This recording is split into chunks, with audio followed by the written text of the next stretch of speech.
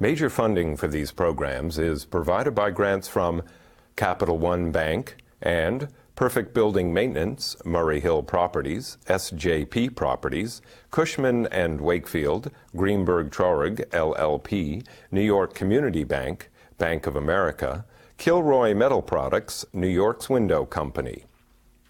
Additional funding is provided by Akron Gold Brothers, LLC, Briarwood Organization, C.B. Richard Ellis, City Investment Fund, Essex Capital Partners, XL Realty Advisors, First American Title Insurance Company of New York, FirstService Williams, Gemini Real Estate Advisors, Hal Fettner, Durst Fettner Residential, HELMSLEY-SPEAR, James D. KUHN Real Estate Institute at Syracuse University, James Orphanides, Massey Knackle Realty Services, Madison Realty Capital, M&T Bank, Meridian Capital Group, Newmark Knight Frank, Muss Development, PALIN Enterprises, Rosenthal and Rosenthal, Signature Bank, Sterling and Sterling, Stephen Napolitano, Stonehenge Partners, Studley, the Moinian Group.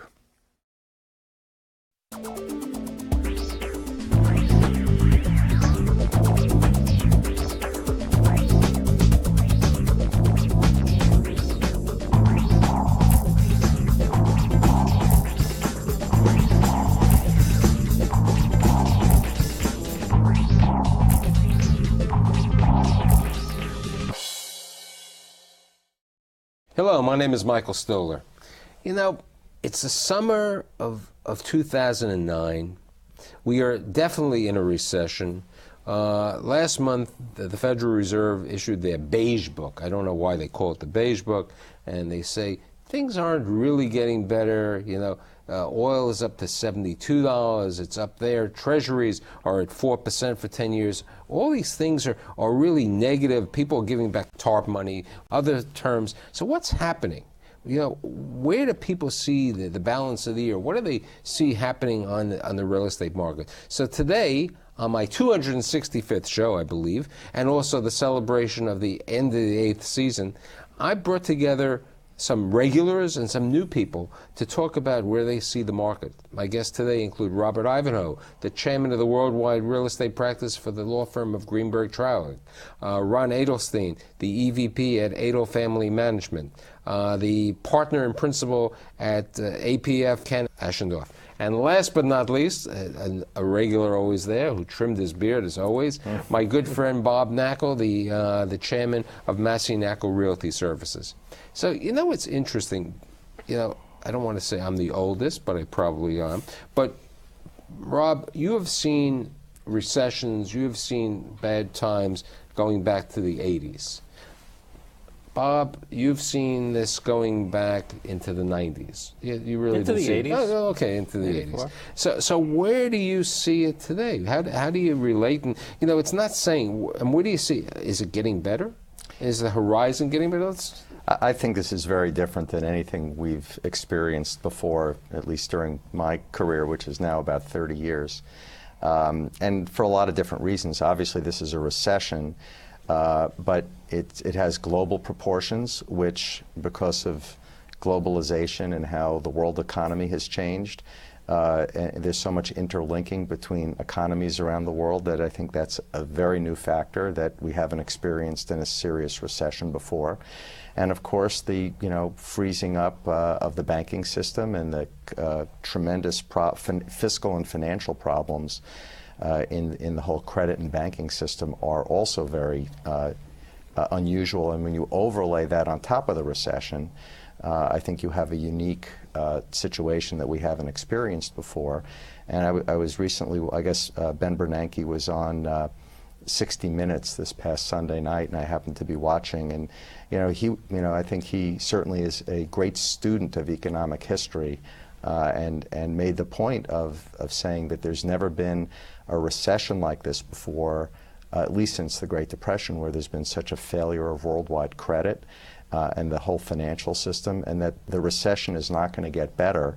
And we're not going to get back into the prosperity part of the cycle until the banking system is fixed. And that's perfect, because I have owners over here. You know, Ron and his family control 97 different types of properties. They represent residential, retail, and some office. How do you look at it, you know, in your, let's say, 25 years of being in the business? How do you relate this market to you?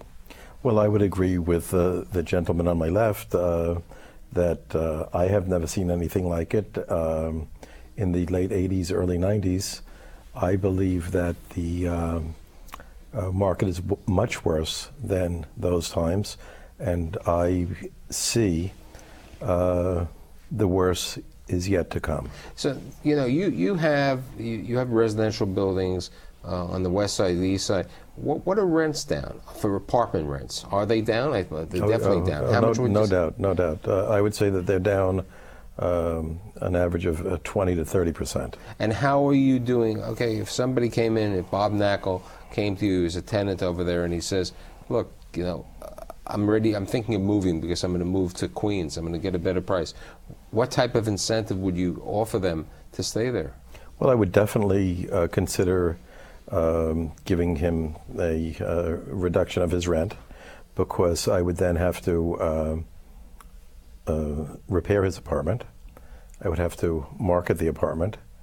I'm giving 1 to 2 months free rent for the new tenants that are coming in.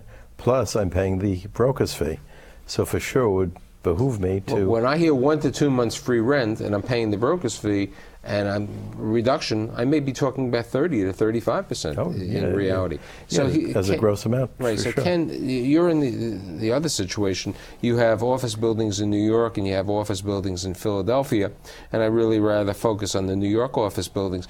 What's happening? You know, we were talking prior to the show that things are getting a little brighter. So, I mean, that in December of last year, it was dread. How are we looking at it today, and what's happening with tenants, new leases, existing tenants, and so on? Well, I think the last quarter of last year, it's almost as if you had a prize fighter who had a near knockout punch, and there was no velocity as far as new leases are concerned. That has turned somewhat, and leases are starting to get done at greatly reduced prices with increased concessions, but they are starting to get done. That's definitely a positive note.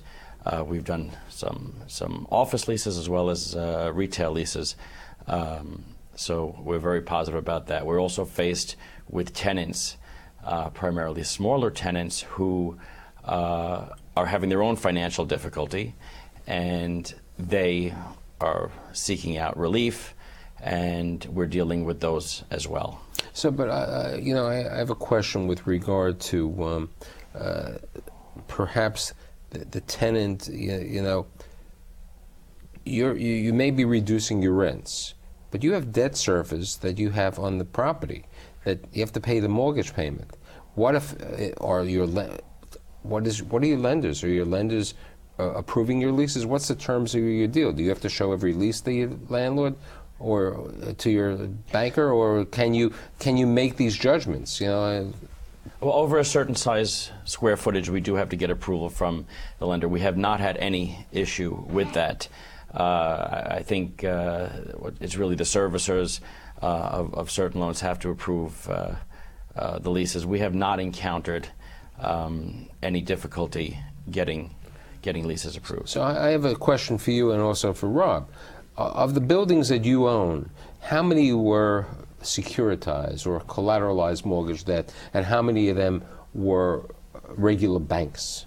All securitized. So you have all securitized debts where you're dealing with some, maybe as we would call it, a special servicer in Dubuque, Iowa, or somewhere else. And let's say that'd be the master servicer. The master servicer. Okay, they could be somewhere else. How, you know, let's say you have to talk to them, and let's say you're unable to make your mortgage payments. At least, I mean, you didn't buy buildings in the height of the market. Some people bought from you in the height of the market, which we'll get to over there. What happens with you, and how did you, as an attorney, handle this situation? Let's say you can't pay your mortgage right now. Who do you talk to? What do you do about this? You need to speak to the special servicer it's, there's been a lot of press about it lately. The regular servicer is not available to make any kind of concessions or any kind of extensions or modifications, loan modifications. Fortunately, we have not required any until now, and but in a situation where we need an extension of an existing mortgage of a building that's in financially very fine shape, and under any normal circumstances we should be able to refinance first mortgage, we need an extension of an existing loan. So we're in discussions with the special servicer right now on that. So, Rob, on your clients, I mean, you've represented banks, funds, everybody else. How do they look at this situation with this special servicer, refinancing and so on? We didn't forget you, Rob, but I want to just get to that point. It's a completely new world. There are new players, new dynamics, and what happens is if a loan needs to be modified because it's going to go into default, either because it can't be refinanced at maturity or because cash flow is declining but it hasn't gone into default yet, what happens is you try to discuss it with the master servicer. They're not authorized to do anything. So the loan either has to go into default or very close to going into default in order to get it into the hands of the special servicer. And once it goes into special servicing, it's a matter of getting their attention, and they're overwhelmed now because I don't think the system was ever designed to take the massive amount of loan defaults that are going to happen over the next few years, and the special servicers are going to be completely overwhelmed. They were never built to handle this, but they're going to have to address case by case how to modify loans. Which leads into a double question for my friend Mr. Knackel. I'm sitting here with a Capital One cup. They are not a lender, they're not in the securitized business. Yeah. They are a bank who is still lending. Bob Knackel, how much was volume down in investment sales during the first quarter? We have a couple of questions for you, don't worry. Comparing the activity in the under $100 million market, first quarter of 2009, relative to the strongest first quarters in each of the boroughs over the past 3 years, the volume of sales in terms of the number of transactions and the aggregate sales price was down about 90%. That being said, I think that the activity in the market that has existed prior to the fourth quarter of 2008, there was still a decent level of volume in the marketplace in the under $100 million market. In fact, if you compare the activity in 2008 to 2007, volume was down only 40%. Only 40%? Only, but that's because the portfolio lenders, which consist of the community banks and the local regional banks, are still putting a lot of money out, and for good reason. Now, here's a double question. The last building that you bought, how much was it, the price? $98 million. $98 million. How much financing? Well, we assumed the existing financing, and we put in. Let's take one that you didn't assume, because there's a reason for my madness. Okay. What was the building before that? Building before that was a. I have to tell you, the previous three before that were also loan assumptions, but let's take hypothetically. I'll give it better. You sold a number of buildings. Right. You sold, what, 1414? 1414 6th Avenue. You sold 1414 6th Avenue. When did you sell that building? We sold that in 2008, in 07. You sold it in 07 at a relatively high price. Yes. And they picked up They financed it with new financing. Financing. Several levels. Several levels over there. Now, that purchase price, what was the sales price? $120 million. $120 million. In today's market, could you get any of that deal done if somebody needed financing? Clearly you couldn't get that deal done today. It would be very challenging. But I think one of the things I want to add on to what Rob had mentioned about the differences between different periods that we've been in. I've been in the business since '84. We've seen 2 recessions prior to this one. In the early 90s, the market didn't have nearly as much securitization as it does today. And so when a landlord had to work out a problem, there was a banker to call. And banks that did fall into the under the auspices of the RTC were taking back properties, foreclosing, selling assets. Today the dynamic is very different. The recession of the early 2000s really had very little impact on the real estate market, with the exception of a few months after 9/11. Today, the two things that really differentiate this recession from those last two are the fact that we have this securitization issue, which is creating significant problems for owners of property who need to modify loans. And the second thing is the massive amount of government intervention that we've had, which has been unprecedented.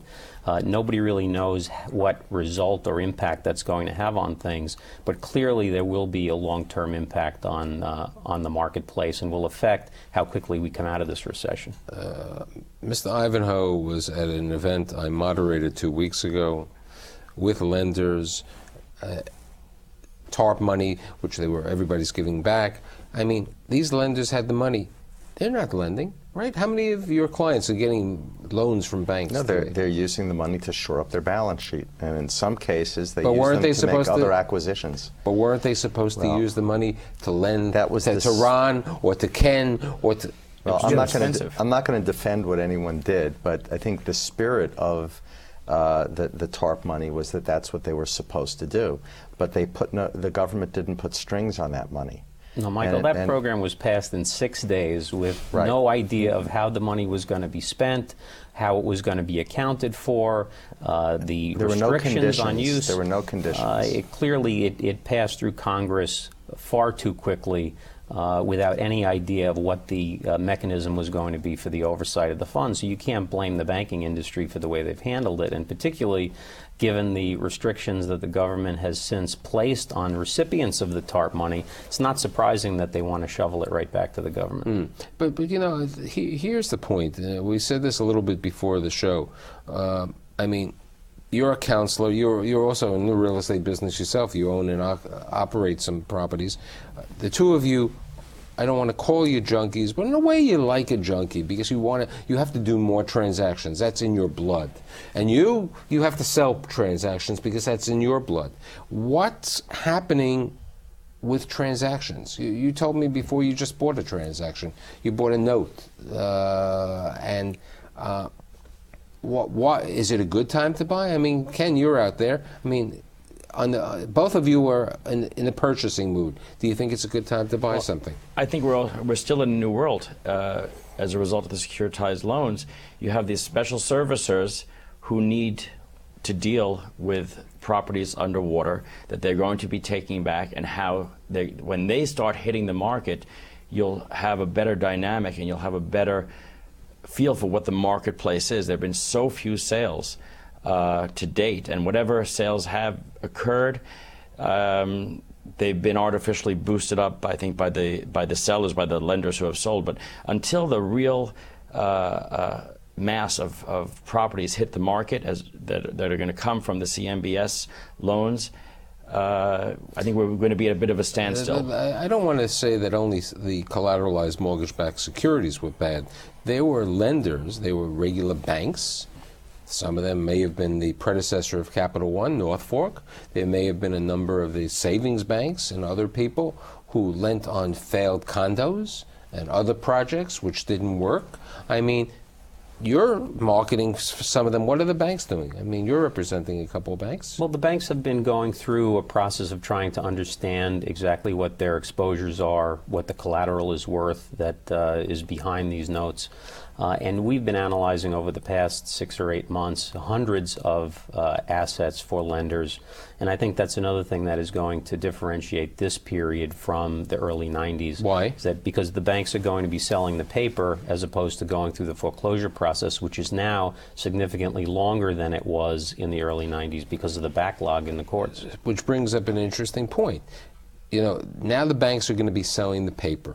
So somebody is going to buy a paper, a note, and they have to go through the foreclosure system. How long is the foreclosure system to buy a note? I mean, would you buy a note? Why not? Do you want to deal with some borrower like you for 2 years, you know, who's going to create every type of shenanigan? If there's an opportunity, why not? What do you think? I think it takes a certain kind of buyer to do that and go through the process, and they have to understand it, and they have to have the temperament for it. They have to understand that if they have the type of borrower who's not tied up by springing recourse for, in resisting a foreclosure or filing a bankruptcy, that it can be a 2, 3, 4 year fight. And it could take a lot of resources to get to the end of the road and so forth. Even in a foreclosure that's uncontested, probably takes at least a year. Even if the borrower doesn't defend the foreclosure, the process itself will take at least a year. Yeah, and I think that brings up an interesting thing. I go to these events, I go to the symposiums, I meet people, and I said, what are you doing? Certain people who don't own property, oh, I'm buying notes. And I say to them, are you aware, you bought a note, but you bought a note and the person gave you the paper, they gave you the deed back, so you didn't go through this process. How many of the people who are calling you up or soliciting really understand in your mind how to do a foreclosure? Well, I think a fairly large percentage of them do, because the buying arena has been waiting for this opportunity to come about. So I think, given the lag between the onset of the recession and today, people have had plenty of time to get up the learning curve in terms of what's involved. And we've been shocked at the amount of interest that we've had in the notes that we've been selling in terms of the number of people. But I think, and I'm going to relate to Rob, I think that many of these people who want to buy a note are not really cognizant of what it takes to foreclose. And the situation where somebody will file bankruptcy will put other problems into the situation. And I'll ask another question. They want to buy a note. I don't believe many of these lenders are taking back paper.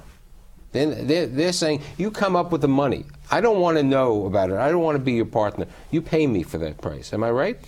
Every lender has a different perspective. They're all different. Then they're not going to sell them. I mean, if you're talking about somebody going in blindly and doing things in a naive way, then there will be a much bigger hit in the purchase price for somebody. So my question is, for you, who's financing the notes? Well, basically we are.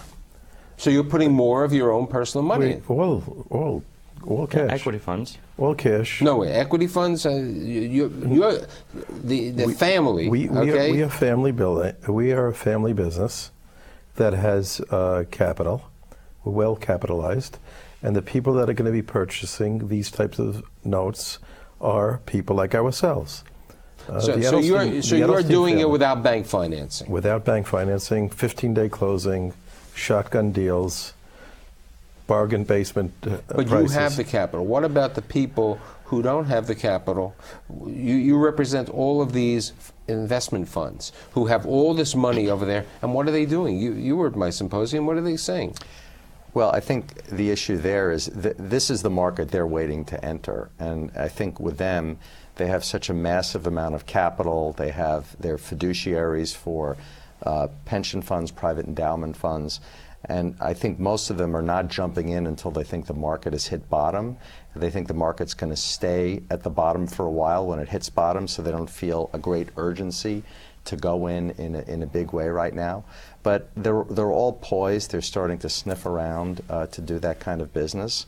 And I think once they feel that the lenders have had price discovery and that the bid meets the ask, because when they're bidding very low, I think they'll go in and they'll be buying a lot of debt, and they are very capable of managing that process. Many of them were the big buyers in the early 90s. So when, and this relates to, when is it going to be a good time for somebody to buy? I think it'll take, my own opinion is, it'll start probably towards the end of the year. I think that the banks there are a few things that have to happen. The banks have to shore up their balance sheets a little bit more. I mean, the government has announced that how much more capital is needed for their appropriate capitalization of the banks, so that they can take the write-downs to be able to dispose of their loans at market value. They can't really do that right now. The banks will become insolvent. And a lot of people, I speak to clients all the time who are anxious. You know, the banks are in such trouble. Why aren't they disposing? Why aren't they selling? They get angry. They start yelling about what's wrong with these banks. And the reason is very simple. If they dumped everything at market price, they'd be insolvent. They'd fail. They'd be taken over. They can't do it. Is it hokey accounting? Maybe by the banks. Maybe it is. The question is, what does a mark to market mean? So I have a double question for the purchasers and the buyers and the brokers.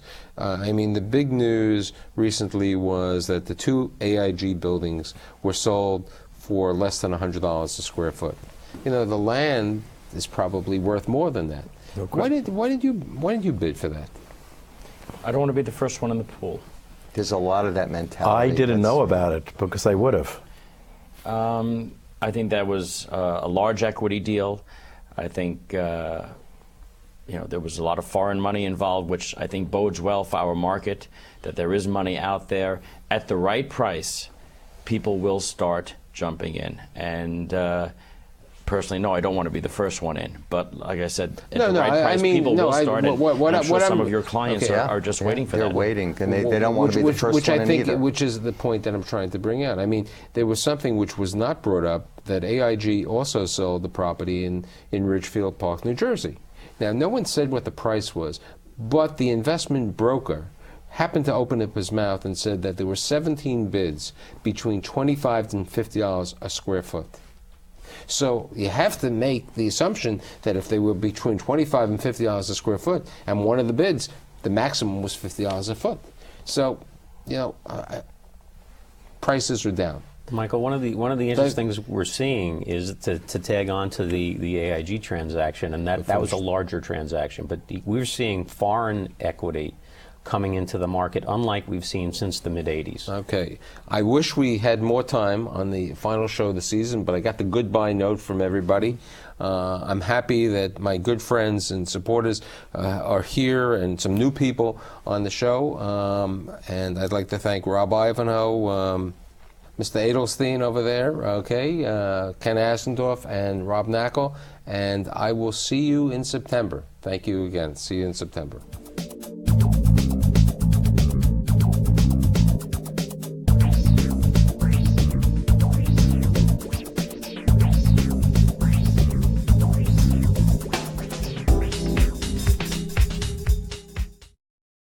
Major funding for these programs is provided by grants from Capital One Bank and Perfect Building Maintenance, Murray Hill Properties, SJP Properties, Cushman and Wakefield, Greenberg Traurig, LLP, New York Community Bank, Bank of America, KILROY Metal Products, New York's Window Company. Additional funding is provided by Akron Gold Brothers, LLC, Briarwood Organization, C.B. Richard Ellis, City Investment Fund, Essex Capital Partners, XL Realty Advisors, First American Title Insurance Company of New York, First Service Williams, Gemini Real Estate Advisors, Hal Fettner, Durst Fettner Residential, HELMSLEY-SPEAR, James D. KUHN Real Estate Institute at Syracuse University, James Orphanides, Massey Knackel Realty Services, Madison Realty Capital, M&T Bank, Meridian Capital Group, Newmark Knight Frank, Muss Development, PALIN Enterprises, Rosenthal and Rosenthal, Signature Bank, Sterling and Sterling, Stephen Napolitano, Stonehenge Partners, Studley, the MOINIAN Group.